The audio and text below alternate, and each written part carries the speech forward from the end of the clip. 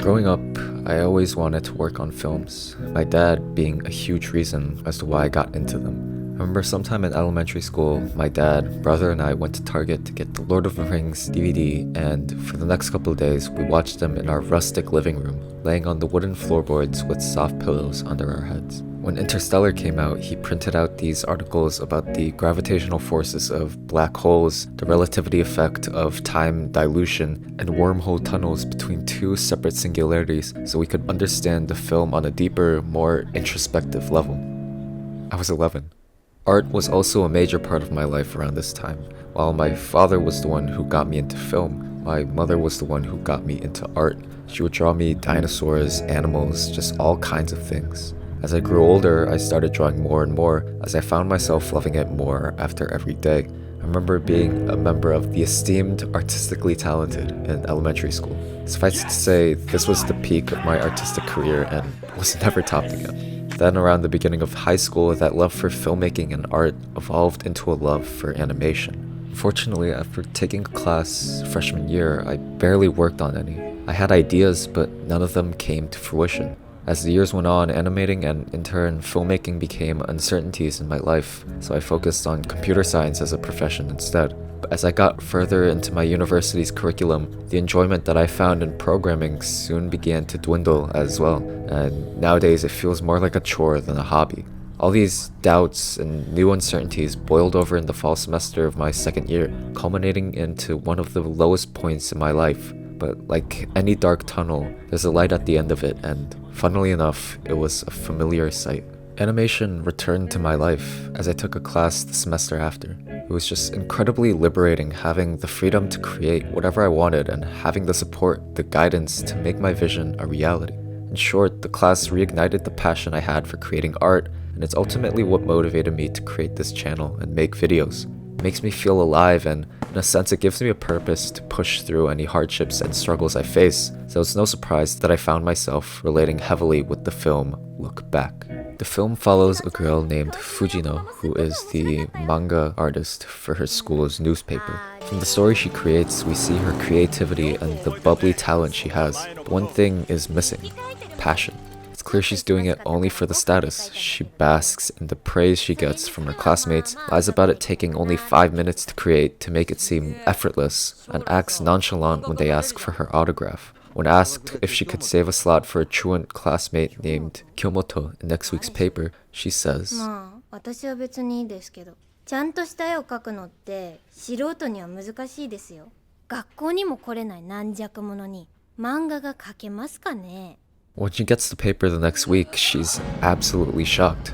When we saw Fujino's story, it's a direct replication of her manga. It's simple, funny, and enjoyable, nothing more. When we see Kyomoto's, it sparks a certain emotion. Titled After School, it immediately evokes emotions of warmth and nostalgia with the warm-oriented color palette, but also loneliness and isolation. It almost seems to reflect her, which makes you wonder if this is how she feels being a stay-at-home student. When a classmate tells Fujino her drawing skills are average compared to Kyomoto's, it strikes at her ego, motivating her to get better through pure generational hatred. For the next few years, she works endlessly to improve, but when she sees no noticeable improvements, she quits making manga. When she delivers Kyomoto's diploma at the request of her teacher, she sees an empty yonkoma and out of pity draws a manga about Kyomoto winning the shouting contest. With a gust of wind, it escapes Fujino's hand, slipping through the bottom of the door, going into her room. In pure shock and embarrassment, she dashes out of there, gingerly walking as if nothing happened. With this frantic POV shot, we finally see Kyomoto for the first time, as she sprints out of the building just for the opportunity to talk to her. This catches Fujino by surprise, not just because of the uncharacteristic behavior, but also because Kyomoto calls her a manga genius, as she lists off her favorites and gets an autograph on the back of her jacket. When asked why she stopped drawing in the middle of the school year, she lies and says,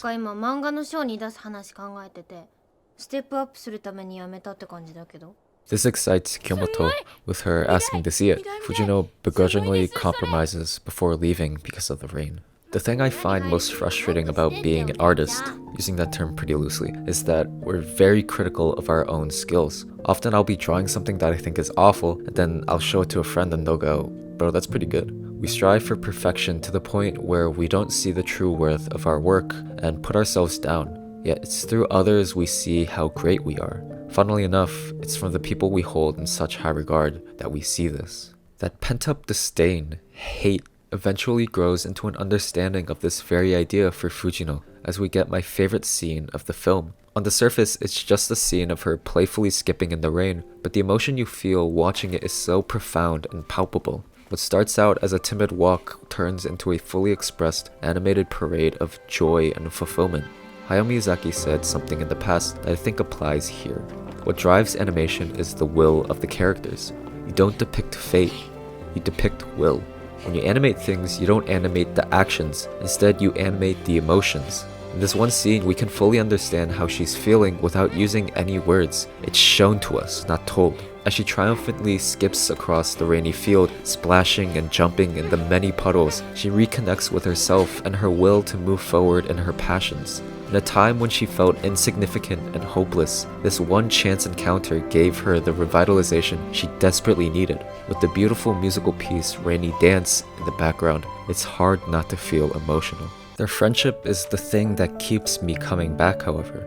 It's an unbelievably deep harmony of their differences as individuals, with both playing to their strengths as artists and people. Now working together, Fujino focuses on the characters and story, while Kimoto focuses on the backgrounds. When they ship their story Metal Parade to a magazine, Fujino does all the talking, while Kimoto keeps her head down during the entirety of the interview. I feel the strongest relationships are those where the people are completely different individuals. With these differences, instead of growing apart, they help push each other to be better friends, better partners, better people. It allows us to see things differently and grow from these different perspectives as we become more than who we are. Like many friendships, however, they don't always last. At the end of the day, we are our own people. We have our own ambitions, and sometimes they don't always align with the people around us, and the best thing to do is to separate from them. It's a harsh reality, but a necessary one. In order to grow, we need to have the strength to sacrifice. While Fujino wants to continue making manga and build on their success, Kyomoto wants to become a better artist and thus wants to go to art school.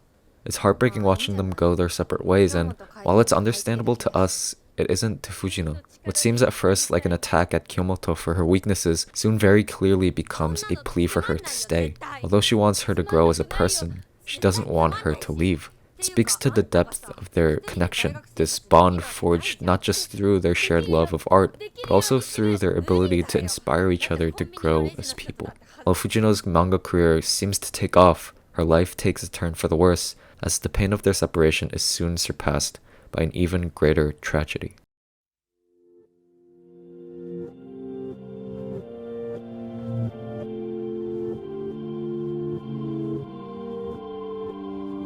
As Fujino visits Kyomoto's home, she stumbles across the very manga that started their friendship. However, instead of seeing it as a blessing, she sees it as a curse, blaming herself for her death. She thinks that if she hadn't gotten Kyomoto to come out of her room, she would still be alive. But was she really alive before this? Was she really living? The what-if scenario that plays after, we see that while Kyomoto would have lived, they wouldn't have had that friendship, those memories. Without Fujino, she wouldn't have experienced the things they did together. This goes for Fujino as well. Without Kyomoto, she wouldn't have become the manga genius she is now. In the absence of their relationship, they wouldn't have grown into the people they are now. It's a difficult dilemma to ponder. Is a longer life without connection better than a shorter one filled with purpose and love? Still, she denounces drawing and questions her life choices until she sees Kyomoto's jacket on the door and has a certain question pop into her head. Why do you draw? What starts as an observation of the grueling process of creating manga soon becomes a beautiful recollection and tribute of Kyomoto and their friendship, with the beautiful music swelling with emotion. As she returns home, she tapes an empty yonkoma in front of her, a reminder of why she makes art. In the end, Look Back asks us this: what can we do to navigate our pains and struggles as imperfect people? Where do we find the motivation to move on and persevere through the hardships life throws at us? How do we live?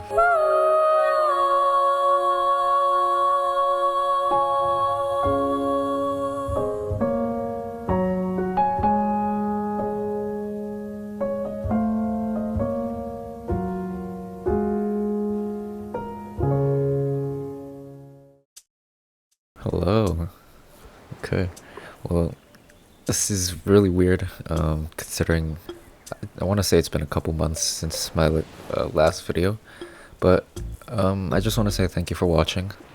I've been very busy with my college work, and I haven't been able to do as much with this as I had hoped to. Like I said, it is a passion that I very much enjoy doing and working on, and I try my best at least to get stuff out. It's just I have a lot more things I need to focus on and things that have much more priority over this. So I apologize if I haven't been as active as I'd hoped for, but that doesn't mean I haven't been working on certain stuff. Like, this has been on the back. I have another bigger project that I'm writing right now, but that's gonna take a while to get out. And I also want to try to get out more creative projects out. I've been getting back into animation, a large part because of this movie. It made me realize how much I enjoyed the process of animation and just how much fun it is to do. So I don't know when that's gonna come out, but I definitely have ideas, and I will try my best to finish them and release them. I don't know. This is it feels weird saying this, but if you made it up to this point in the video, I would very much appreciate it if you did like and actually subscribe. At the end of the day, this is a passion project, and doing those things would very much help me see how much other people enjoy this kind of content. And it definitely does, as much as I hate to admit it, it does push me and motivate me to make more. So I would very much appreciate it if you would, like, even share it to your friends. Yeah. So this is just a short update into where I'm at right now. I don't want to leave you guys in the dark with this. But yeah, I think that's it for this little short update. Just please stay safe, love one another, and please be the best version of yourself. Thank you.